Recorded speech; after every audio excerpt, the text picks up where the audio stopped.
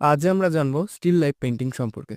এটা এমন এক ধরনের চিত্রকলা যেখানে নির্জীব বস্তু যেমন ফল, ফুল, পাত্র, বই কিংবা ঘরের জিনিসপত্রকে সুন্দর করে সাজিয়ে আঁকা হয়। এই ধরনের ছবির উদ্দেশ্য হলো বস্তুর রং, আলো, ছায়া, গঠন আর টেক্সচারকে যতটা সম্ভব বাস্তবের মতো ফুটিয়ে তোলা। স্টিল লাইফ চিত্রকলায় গুরুত্বপূর্ণ হলো কম্পোজিশন, মানে কোন জিনিসটা কোথায় থাকবে, কিভাবে আলো পড়বে, পেছনের ব্যাকগ্রাউন্ড কেমন হবে। এখানে শিল্পীর কল্পনা আর পর্যবেক্ষণের ক্ষমতা কিন্তু খুব গুরুত্বপূর্ণ ভূমিকা রাখে। ইউরোপে রেনেসাঁ যুগে এই শিল্পরীতি খুব জনপ্রিয় হয়ে ওঠে। ডাচ পেইন্টারদের হাতে স্টিল লাইফ হয়ে ওঠে শিল্পের এক বিশাল ধারা। আজও বহু শিল্পী এই মাধ্যম বেছে নেন তাদের দক্ষতা বাড়াতে কিংবা রং আর আলো নিয়ে পরীক্ষা করতে। তুমি চাইলে ঘরের যে কোনো জিনিস নিয়ে শুরু করতে পারো, একটা কাপ, একটা ফল আর একটু আলো, ব্যাস শুরু হয়ে যেতে পারে তোমার স্টিল লাইফ আর্ট জার্নি।